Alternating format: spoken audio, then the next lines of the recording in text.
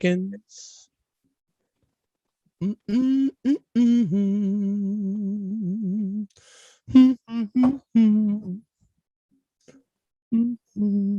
Oh, live.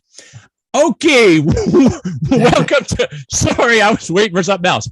Okay, welcome to Meet Your Mayor, Blaine Hyggen edition. Blaine, thank you for joining for this little chat. It's going to be a lot of fun, I think. So thank you so much for having me, Alan. So let me tell you where I came to. I think you'll find this interesting. Okay. I was at the System Navigator training, and I don't know if you're familiar with this, but there's this program, the whole CWSS, which of course you're familiar with, the City Wellness and Safety Security. So with that, they've added this integrated care access model. So, so to basically streamline it so that people that need help get the help they need, right? Right.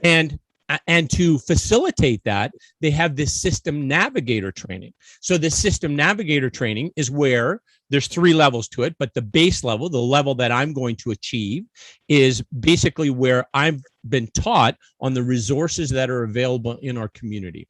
And so that if I meet somebody and I have a conversation with them and they're having whatever, maybe they're experiencing violence in their life, and I know people, I know agencies and people that I can contact. And then I can say, hey, listen, Sarah, I think you're experiencing some violence in your life. I want to help you be safe if you want my help. And if you do, like, I have some resources that I know I can contact to connect you with. Would you like my help? That's awesome, Alan. That's fantastic. It's good. You're so involved all the time, right? You're always throwing your name in the hat for something or other. I'm just waiting. You got till the 20th to put your name in for council or mayor. You know that, right? Yeah, that's not going to happen. But thank you for that, Blaine. So, anyways, I just wanted to share with you. You and I have talked about community before, about working together and that kind of thing. And here is a system that when it's just starting now, but when it's happening, there's going to be 1,000 Lethbridgians, which is the right term? I've heard Lethbridgians. I've heard them all, right? All right. Okay, whichever. People, caring people in Lethbridge, there's going to be 1,000 of them who are going to be system navigators, so that when they're in their network of people, their 100 people that they know, they identify somebody that might be having a challenge and they extend an offer to help, knowing that they've got some resources to share. And working together. Yes. Right? Sharing knowledge. That's fantastic. Yes, I'm really, really excited about it. I think it's going to be amazing. Peter Imhoff is who's heading it up. I don't know if you know Peter. You bet I do. Wow, he's a super community-oriented, strategic thinker. He's a beautiful human being. So yeah. So Blaine, now for the tough question. You ready for this interview? Have you been preparing? Man, this is going to be like, who are the hard-hitting journalists who always ask the tough questions? No, this is going to be different. Blaine, if you are running for mayor, and doing that job as mayor, huge job, how much time do you think it's going to take you per week? Like, how much time investment do you think is going to be for you to be mayor? Well, gosh, let me tell you something, Alan. It's been they tell us it's about 20 hours every 2 weeks or so for council. Well, I'll tell you, it's 50, 60 a week. Now, if you want to do the job, which I believe is with the research and everything, it does take a lot of time. So, Mayor, if you're not putting in 60, I'd be surprised. And I know might be concerning to some people, but that's something that I'm ready for. I'm ready. I'm all in. Got it. So, big investment of your time and talents. That's a huge, right, investment. And there's all kinds of people are going to say, oh, that Blaine Hyggen, he screwed this up, and my water in my tap isn't working right. That's Blaine Hyggen's fault. So all of those things. Why it is so important about Lethbridge, or people in Lethbridge, why you're willing to put yourself out there, invest that time and energy and face the criticism that you will get as mayor. That's how it works, right? Oh my gosh, Alan, you know what? It's been something that and thank you for that question. It's a great question. And you know what? I get that quite often, if not almost all the time. And the biggest part about why I wanted to become mayor, or why I'm looking to become mayor, is just the service side of things. I love to serve this community. I know that some people say, gosh, that sounds so cheesy, but I truly do. I love this community. I've sat on numerous different boards and stuff over the years. If it's everything from my daughter's figure skating boards to soccer, to volleyball, to so many different groups, from parent council, My daughter was in the arts and sitting on different groups there. So I love to serve. And so I've had this opportunity to serve as counsel for the last 8 years. So I've always been one that I thought, well, I may not want to wear out my welcome. And I always feel that you get into one term, you kind of figure out what's going on, because it's not really an easy drop in. Huge learning curve, right? When you join council, it's huge. Yeah, it's huge because, coming from the small business world, if I want to do something, I act on it really quickly. Unfortunately, and I know the community knows this because I hear about it quite regularly. Well, you're working on this. Why is it taking so many months? There's so many levels of bureaucracy to go through it. It's such a struggle sometimes to get a final approval or come to council. And so, it's something that I need to really learn, because I like to act on things quickly. And so it does move kind of like pushing a wet noodle at times, a lot slower than I'd like. But, hope we can spear that, get that a little bit quicker. But coming from the small business world, I thought that was a great voice on council, as it would be with mayor. There's a lot of people wanting to invest in our community, so and having a service experience is important, especially now, Alan, coming out of a pandemic. It's a different beast, this pandemic, and it's something that we've all been affected in one way or another. Now, some have been, I don't want to say grateful for the pandemic, but have flourished in some of the different business, some of these big box stores, etc. This is Blaine, what's worked for them. Can I make a confession? This Absolutely. has been the best time of my life. Like, I've learned so much, I've grown so much, I've just reconfigured my whole life. And I realize it's been terrible for other people, but for me, it's been fantastic. And now I'm even more grateful for for the privilege I have, and how can I serve? How can I help in our community? So sorry I just wanted to interject that's. That's exactly right. And, we've kind of turned to a virtual world in some ways. Now, there's positives and negatives. We kind of pivoted this morning, Alan. We were going to meet together, and in light of some of the different restrictions, we thought, what's the best way? Maybe we'll do a Zoom call. So it's nice that we're able to pivot that way, right? And so we can still stay connected. Now, I'm a huggy person, a handshake person. It's tough for me sometimes to be looking at a screen all the time, but at least it's another option we have to conduct our work. And as you said, you can be so involved in many different things throughout this pandemic, and getting involved with different service agencies, etc. So thank you for doing that in our community, because it's important. I welcome anybody to come and get involved as well. Well, that navigator training, again, there was 30 people in it, right? And they're all just these, caring people in our community who want to make a difference and want to have the knowledge to be able to offer assistance. So I'm Excellent. Honored to be associated with those beautiful people that want to do that work. So that's great. Fantastic. Next tough question, Blaine. Okay. Let's say you are successful as being mayor of Lethbridge. And with that, not only do you get the key to the city, you have a magic wand and one wish. What is that wish? The magic wand wish. Well, it's one. We're throwing COVID over, talking about all these different things, Alan. What's one wish? I probably, in light of my platform, I would have to say probably would be to solve our root causes of crime and addiction. Causes of crime and addiction. Okay. Yeah. Yeah. There's safety issues that are generally related to the individual suffering from a variety of these different situations that they're in, be it drugs, mental health issues, antisocial behaviors, and so forth, right?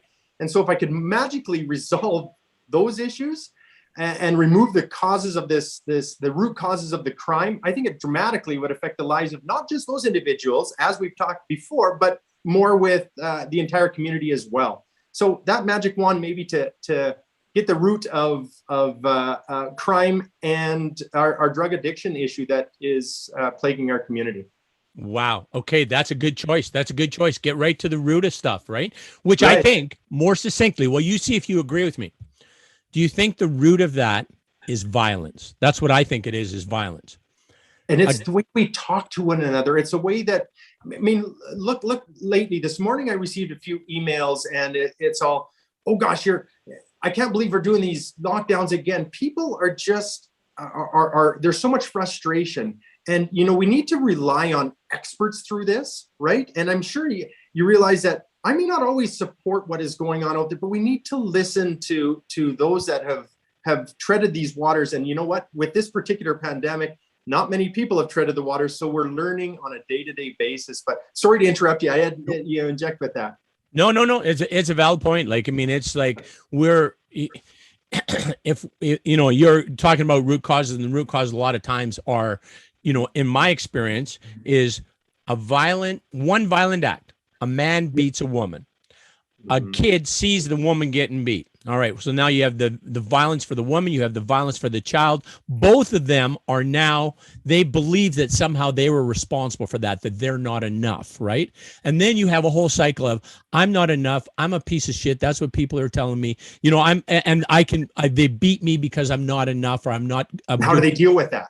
Right. How do they deal with that? Right. Is it the drugs? And that's what got them in? We don't know why people get addicted. Right. And you're speaking exactly to that, Alan. We don't know, because maybe we never have witnessed any of that. And so that's something that is something to, really think about. Gabor Mate says 100% of people who have substance abuse disorders, addiction problems, have trauma, have experienced trauma that's been unresolved. 100%, right. Not a lot of them. 100% is what Gabor Mate says, and he's brilliant. Wow. Hey, that's 100%. 100%. Yes. So I'm with you 100%. Where, that's where we got to get to, is the root causes, right? And you had mentioned a really important word, I think, and that's safety, right? Safety on an individual level means health, right? Safety, you can be healthy if you are safe, right? If you are unsafe, being healthy is a real challenge, right? And safety in our community makes it for a way more civil society, right? That we're more pleasant, engaging, helpful, considerate, caring, want to make a difference in people. And you know something too, Alan, sorry, just to pump in there for a second. Yeah. You talk about when you're to try to be a happy person in society, it's contagious. When people see that. And that's why lately, and I know I followed the mask mandates, etc. But have you noticed that with a mask, you don't know if someone's smiling behind there? And I'll tell you something, seeing that smile, and there's evidence out there that proves that it's contagious. People are happy when they see someone that is happy, and we just need to spread, and it sounds so cheesy, I know, but we need to spread love, spread joy, stop with the rhetoric that's out there, and just know that together we can make things stronger and better in our community, right? Blaine, if we're in the same room, I'd give you a big hug right now. I'm with you 100%, brother. Thanks. Okay, so last question, Blaine. All right. You believe yourself to be the best choice for mayor, of course, right? You believe yourself to be the best choice. Right. Let's say the polls don't go that way. Who would be your second best choice for mayor? Well, I already asked you, and it sounds like you said no, right? Right, I'm out. Yeah, I'm not an option. So, all right. Well, you know what? This is something that I would definitely. It's the community. The community have spoken. And I'll sit there on the 18th, the night of the 18th, and whatever way this goes. I don't say if I'm elected. I say when I'm elected, because I like to be positive that way. But again, that's a really good question, and hopefully, it's a candidate that is fiscally responsible, yet socially compassionate. So, and a candidate that's humble and listens to what the people want in this community. It's not the council that's making the decision. They are putting up the hands, but it comes from the constituents. So often we need to take the time to listen to the citizens that deal with these issues and are being affected in the community head on. And so that's why I found out, going out knocking doors, it's amazing what you hear. I'll tell you what, Alan, I'm amazed at some of the different comments and concerns and suggestions that come at the doors. And so I guess that person in a less words than more Reader's Digest version is fiscally responsible, socially compassionate, putting the needs of the community first before the wants. And we're coming through a pandemic, and right now it's my belief that we have spent a lot of money on wants and not needs. And that's to me, it's a struggle a lot of times on council, to be very honest, because of that. We're coming through a pandemic. Let's deal with mental health issues. Let's deal with our needs, and let alone just most of the wants. Yeah, I'm with you 100%. Sounds great, Blaine. And I can say, from my experiences, my encounters with you in terms of your time on council, I always saw you as somebody who was very collaborative in approach, somebody who says, a lot of times politicians have a bad reputation because whatever the opposing politician says is, oh, that guy's an idiot and he blah, blah, blah. And by the way, I think he's gay or whatever, that kind of stuff, right? Right. Just like, so it's not even just, it's personal attacks. Whereas what we have to do is work together and make this happen. And I've seen you be very collaborative, cooperative. Like, let's find a solution together. So I admire that in you, Blaine Hyggen, and I wish you good success at the polls. Why, thank you. And you know what, to add to that, Alan, I couldn't agree more when it comes to different mindsets on council. We're not all going to be the same. We're elected by different constituents, right? And so the biggest part is to everybody bring something to the table. Do you know what? I've battled, and you know what? And I'm embarrassed at times at some of the different battles that we've had on council, because we're pretty passionate about what we believe, and we're bringing those forward from our community representation, right? And so, of course, everybody brings something positive to council. And every one of my colleagues, I've learned from all of them. And my dad always told me something. Do you know what? You don't have to be the smartest person, but you surround yourself with smarter people. And that's, I totally believe that everything that I've learned on council comes from my colleagues. Some that I may not get along always the best with, but you know what? Everybody brings something to the table, and I thank them for that, as well as anybody that gives me suggestions. Yeah, exactly. And that's, as you've identified, these differing viewpoints, bringing them together, create the best solutions, right? And that's kind of the argument or the rationale why inclusion and diversity is so important, right? Including people that look different, see the world, have a different worldview, and then incorporating their best practices with our best practices, we can do amazing things. Absolutely, Alan. And you're leading part of this. Like, come on, I'm just still telling you got till the 20th to put your name forward, right? You're funny, Blaine. You're funny. Thanks, Alan. All right. Always a pleasure. Hey, my friend. It is always a pleasure. Yes. And now, Blaine, any parting words? Or I've asked you all my tough interview questions. You passed. You did fine. So, so any other parting words you have before we wrap this up? I just want to let people know out there that, a lot of people said, Blaine, your slogan is listening to Lethbridge. It's true. It's truly, it's everything that I've said, everything that I believe. I listen to Lethbridge. I'm taking your comments forward, and real time from the doors. We're compiling all this data, and it's something that I'm just looking extremely forward to being your mayor and being able to serve the community for years to come. So again, thank you, Alan. I appreciate the time. I thank you, Mr. Mayor. Keep your